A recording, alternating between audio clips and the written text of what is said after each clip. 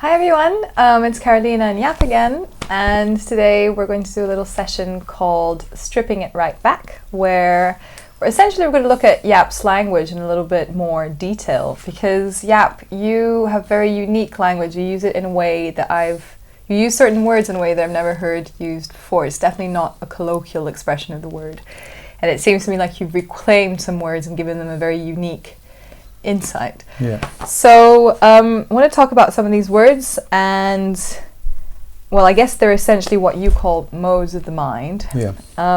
And to begin with, let's start with evaluate, please. Okay. Well, first of all, I want you to imagine the mind as an engine, a metaphysical engine, and the engine has a set of pistons that are kicking whenever the engine is employed in thought. Okay, and the pistons are the modes I'm going to refer to.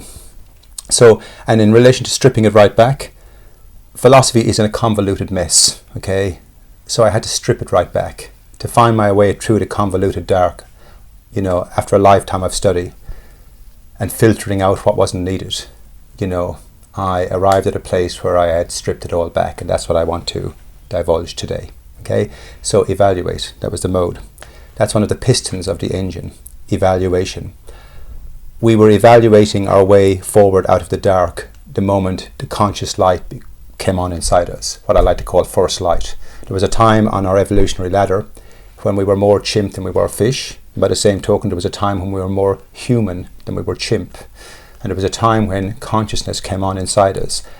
Consciousness in the sense that we were conscious of self and other, conscious of our surroundings, conscious of the fact that we were slightly different than other animals, conscious of the fact that we were using tools, that we were using language structures, okay? The light came on inside us. But from that beginning point, we were evaluating. We can safely say that. To build a spear, you have to evaluate. To figure out how an axe works, to sharpen a rock and tie it to a stick, one has to evaluate the perspective. Simple as that. Chimps evaluate. If we take it back even further, chimps evaluate and navigate their territory. A predator comes into the shadow and they evaluate and navigate their territory accordingly. So we can take it back. But anyway, I won't take it back. I'm just taking it back to when first light came on inside of us. So we were evaluating. And one might say we were a species on a journey of evaluation. Okay, evolution is about consciousness evaluating itself. Okay, and we're relatively enlightened on this day. So we've come out of a dark solipsistic, hole. We created an alphabet, mathematical formulas. We've created we've integrated with our environments, and we've evaluated in the correct manner, and we have certain knowledge on this day of what things are, all because of evaluation.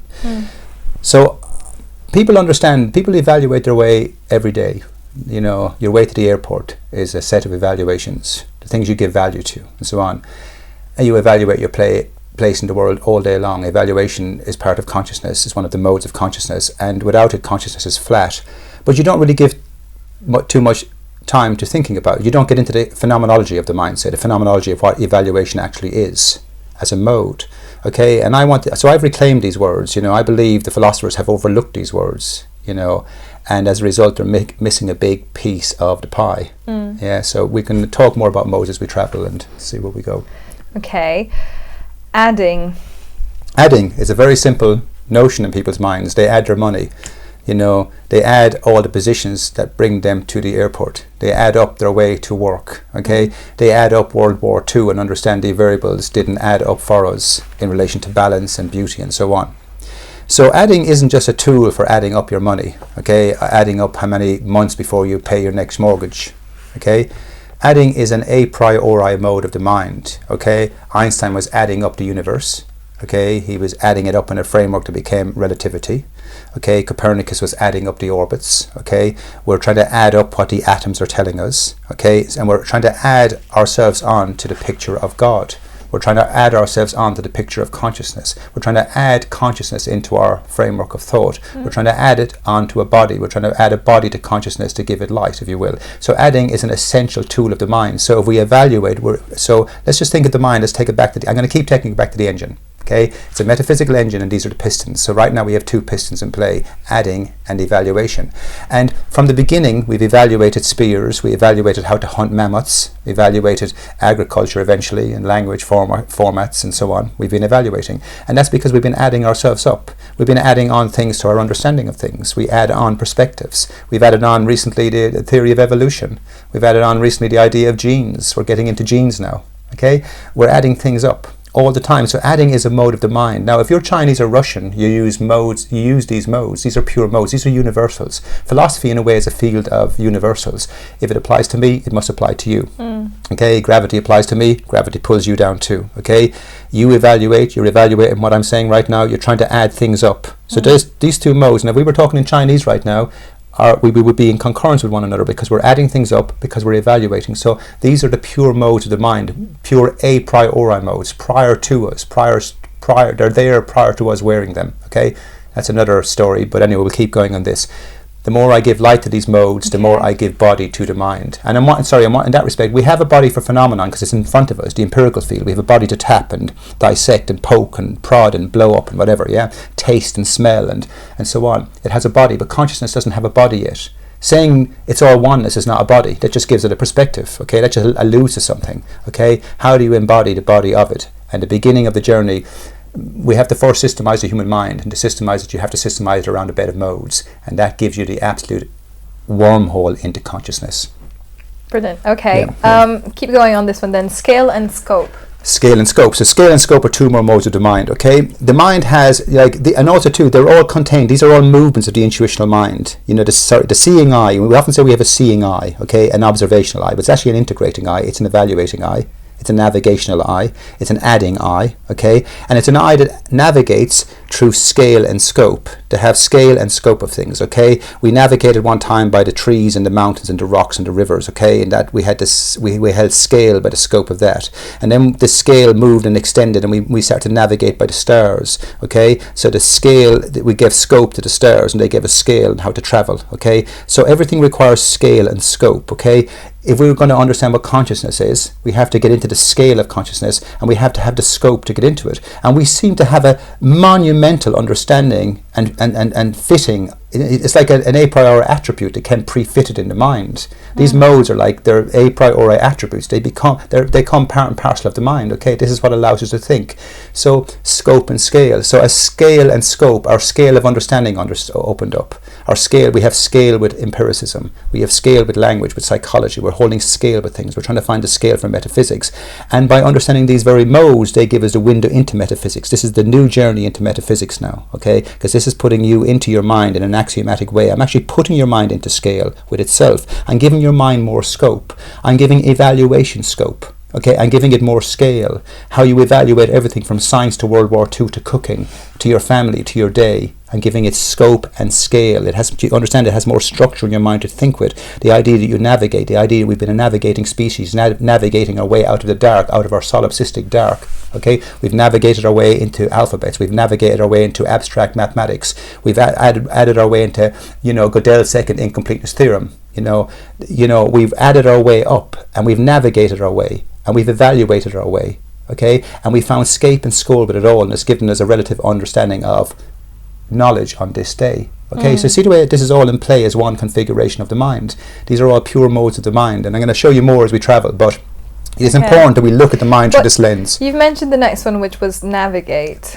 Do you think you've covered that one, or do you want to say a bit more about it? Well, I like the idea too that we circumnavigate. Okay, the idea that you circumnavigate the globe, okay, is you navigate the circle of it. Okay, but I've opened up that. I want to give it scope and more scale. Like, we navigate our way through reality, but what we're looking for is completeness. Okay, we're looking for a complete theory.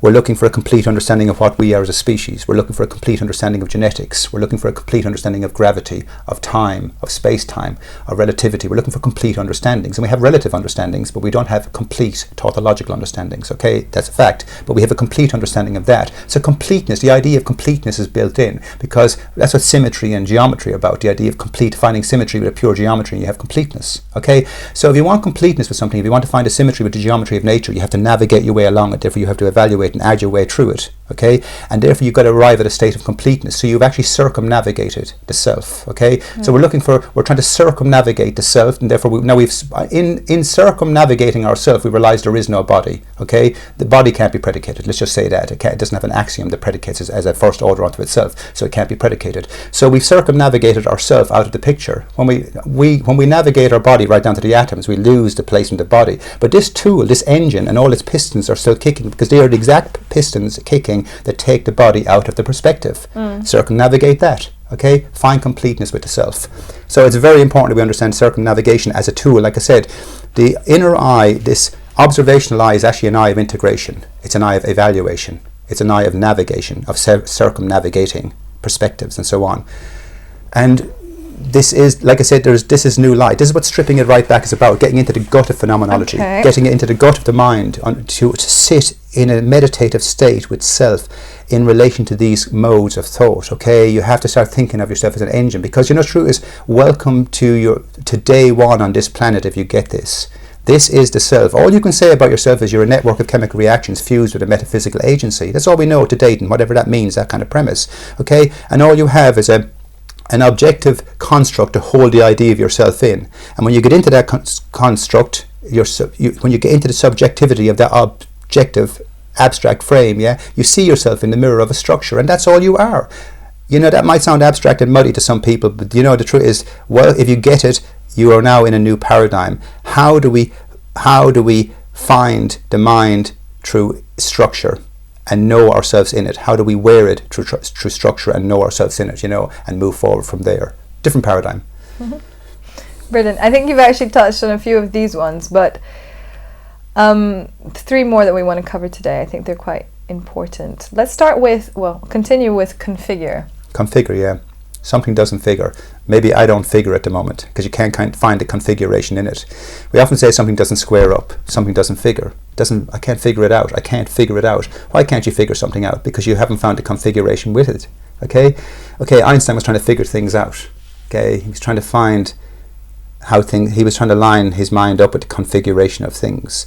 That's what we're trying to symmetry with the mind, trying to find symmetry, to unlock it, to unravel it and get into it and understand it around a bed of axioms and go, there it is, okay?